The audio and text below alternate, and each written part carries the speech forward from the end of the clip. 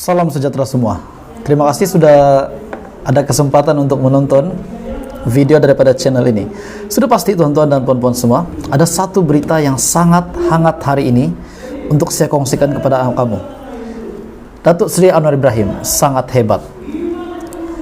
Perdana Menteri ke-10 Malaysia sangat hebat, tetapi sudah pasti banyak kecaman yang beliau akan terima. Tetapi kita percaya Perdana Menteri ke-10 dilantik sebab beliau layak untuk menjadi Perdana Menteri.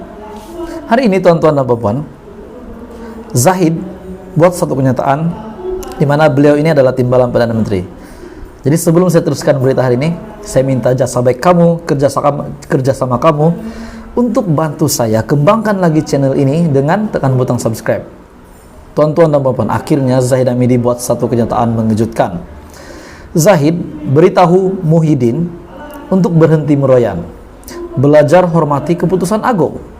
Maksudnya Muhyiddin memang masih belum menghormati keputusan agung sehingga kini Datuk Seri Ahmad Zahid Hamidi membidas pengurusi Perikatan Nasional Tan Sri Muhyiddin Yassin yang disifatkan tidak menghormati institusi Raja-Raja Melayu selepas dilihat bertindak masih mempertikaikan segala pelantikan yang dibuat dalam kerajaan perpaduan, termasuklah pelantikan Zahid Hamidi sendiri sebagai TPM. Timbalan Perdana Menteri yang juga pengurusi Barisan Nasional itu berkata, Muhyiddin dan sekutunya perlu berasa malu kerana dilihat terlalu gilakan kuasa hingga sanggup mempertikaikan keputusan Raja-Raja Melayu. Ini adalah keputusan Raja-Raja Melayu, lantikan daripada Agung juga, berkenaan dengan lantikan Datuk Seri Anwar Ibrahim sebagai Perdana Menteri. Sebaliknya, kata Zahid Hamidi, Muhyiddin perlu mencontohi DAP yang lebih mementingkan kepentingan negara. Itu betul tuan-tuan dan puan-puan. Kita melihat daripada kenyataan DAP, Anthony Locke juga membuat kenyataan bahwa mereka tidak ada masalah dengan pelantikan TPM. Maafkan saya kalau bukan Anthony Locke tetapi DAP. DAP ada membuat kenyataan semalam bahwa mereka tidak ada masalah langsung dengan TPM, lantikan TPM Zahid Hamidi. Mereka tidak masalah sebab mereka lebih fokus untuk agenda negara. Mereka tidak peduli dengan keputusan mahkamah, kes mahkamah. Seperti yang kita tahu dalam undang-undang, selagi belum dikenakan hukuman, selagi itu belum bersalah. Begitu juga kenyataan daripada Perdana Menteri ke-10 Malaysia Anwar Ibrahim. Bila beliau ditanya berkenaan dengan kes mahkamah yang terlibat dengan menteri-menteri di dalam kabinet kerajaan perpaduan.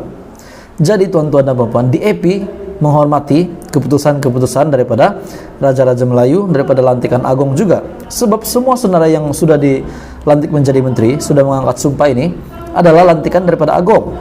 Sudah dikemukakan senarai ini kepada Agung. Jadi sudah pasti ini sudah mendapat pengesahan. Jadi tuan-tuan dan puan, menurut kenyataan daripada Zahid Hamidi, Muhyiddin perlu menghormati segala pelantikan itu. Tindakan Muhyiddin dan sekutunya yang cuba mempertikaikan segala pelantikan ini adalah gambaran wajah sebenar Muhyiddin dan sekutunya yang tidak menghormati institusi Raja-Raja Melayu. Sekutunya sudah pasti kita tahu orang kuat PAS, bahkan Presiden PAS sendiri yang menghentam bertubi-tubi kerajaan pada hari ini. Muhyiddin dan sekutu perlu belajar menjadi pembangkang, berwibawa dan bukannya merengek serta meroyan. Tidak dapat menerima hakikat beliau gagal menjadi Perdana Menteri. Ini saya setuju dengan Zahid sebab mereka ini memang expert tentang membangkang. Belajarlah menghormati proses dan keputusan yang di Pertuan Agung dan Majlis Raja-Raja Melayu, katanya dalam satu kenyataan. Jadi tuan-tuan dan puan-puan, ini sangat mengejutkan tuan-tuan dan puan-puan. Inilah kenyataan Zahid Hamidi kepada Muhyiddin Yassin. Muhyiddin Yassin kena pandai menjadi pembangkang menurut Zahid Hamidi. Zahid beritahu juga kepada Muhyiddin, pengurus CPN itu, untuk berhenti meroyan, belajar hormati keputusan agung. Ini pasti mimpi ngeri buat Perikatan Nasional dan juga kepada semua parti-parti komponen. Dan contoh DAP yang menghormati keputusan pelantikan ini di dalam menteri-menteri di dalam kabinet kerajaan perpaduan. Akhirnya tuan-tuan dan puan-puan semua, DAP buat satu kenyataan mengejutkan. Setelah Zahid Hamidi menjadi timbalan Perdana Menteri, setelah Zahid dilantik Datuk Seri Anwar Ibrahim, setelah senarai menteri dikemukakan kepada Yang di-Pertuan Agung Al-Sultan Abdullah Riayatuddin Al-Mustafa Billah Shah, setelah dilantik sebagai TPM, ramai buka mulut, ramai tiba-tiba bersuara tak berpuas hati dengan lantikan ini. Jadi kita menantikan respon daripada ramai orang, terutamanya daripada parti komponen dalam Pakatan Harapan.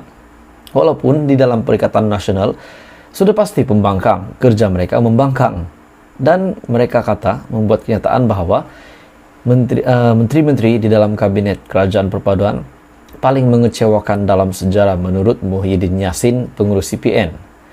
Hari ini kita mendapat satu kejutan lagi, kenyataan daripada DAP, daripada Biharian.com. Keputusan pelantikan Zahid Hamidi adalah prerogatif Perdana Menteri. Kenyataan daripada DAP. DAP akhirnya membuat satu pengakuan. Mereka menghormati pelantikan Datuk Seri Dr. Ahmad Zahid Hamidi sebagai timbalan Perdana Menteri untuk Datuk Seri Anwar Ibrahim.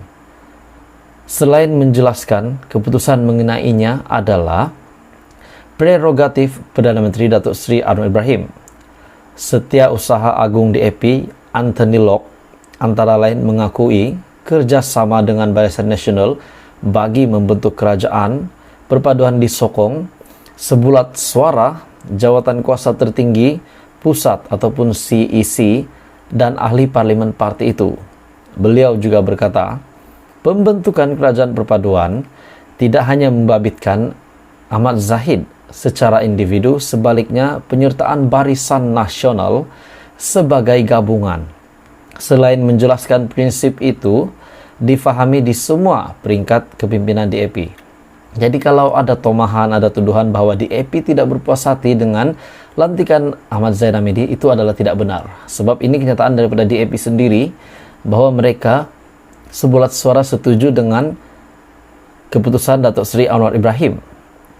Ini adalah kerajaan perpaduan yang terdiri daripada 4 gabungan, yaitu Pakatan Harapan, Barisan Nasional, GPS Gabungan Parti Sarawak, dan GRS Gabungan Rakyat Sabah, dan pelbagai parti lain.